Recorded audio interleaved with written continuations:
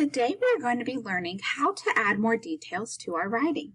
As you read our mentor text, listen for places that the author uses details to make her writing more interesting. Right? Ha, ha, ha. What? I said, turning around to see it's Jeffrey, a boy in my 3rd grade class.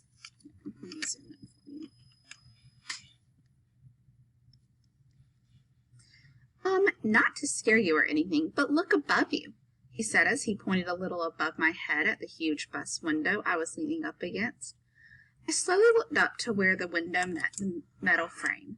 There was a bee crawling along the window frame on the inside of the bus. It was shaking as its little stinger at me as I walked. Fear quickly rose up inside me, and I began shaking my shoes. I really had a dislike for bees, or I guess you could say that I was deathly afraid of them. I began trying to problem solve about how exactly to move away from the little insect. We were on our way back from a field trip to the zoo, and Mrs. Porter, my teacher, reminded us repeatedly that we were to stay seated. I glanced back up at the bee. Yep, he was still there, staring right back at me. Right about then, my friend Kelly noticed the bee too. I saw as her eyes grew big, and then they met mine, just as terrified. What should we do? Panicked Kelly. I don't know, but I don't want to get stung, and the bee is really close to my head, I replied. I'm telling the teacher. Mrs. Porter! Kelly yelled. Mrs. Porter looked back at us, concerned. Our teacher began making her way down the bus aisle towards us. What is it, girls? What's wrong? Asked Mrs. Porter. What's wrong? I said as I pointed to the tiny creature, creeping back and forth on the window pane. Oh, yikes! Exclaimed Mrs. Porter. We watched as she calmly went back to her seat. I thought she was going to go back and sit down, but then I saw her grab a plastic bag and walk back towards us. All right, girls, duck your heads down and cover, she advised. We ducked our heads down and covered.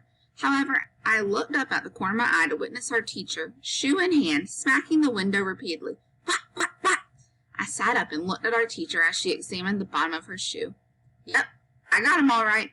Poor guy. I bet he was just buzzing around and looking for a flower and somehow ended up on our bus. He was probably just as scared as you two.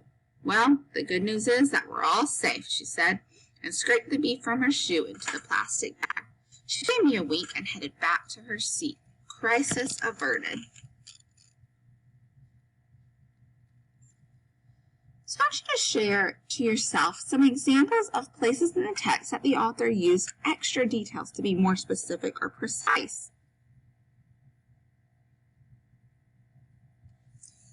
I want you to look. Instead of saying teacher, what does she say? Look, she says Mrs. Porter. She gives the detail of her teacher's name. Great job. Is there another one you can find?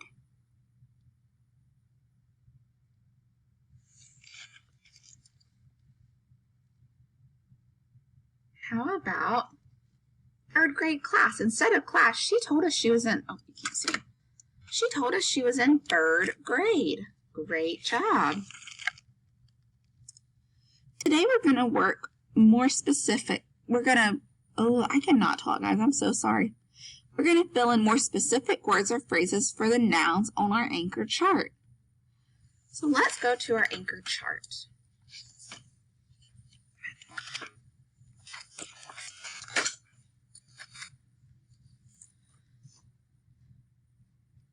All right, so our nouns are right here. I want you to go through your writing and underline them. All you have to do is click on the word and press the underline button above, or if you wrote it, just underline it. Which ones need to be more specific? Specific goes here. That means like more detailed. Which ones do you need to give more information about? So instead of book, what could we put? We could put the title of our book, maybe Diary of a Wimpy Kid or The One and Only Ivan. What about dinner? Instead of saying, I'm going to have dinner, or my mom cooked dinner, I could say, my mom cooked spaghetti and meatballs for dinner, or spaghetti with Italian bread.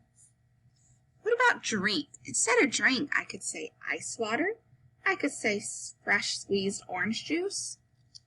I could say tons of things. So let's turn to my already filled out.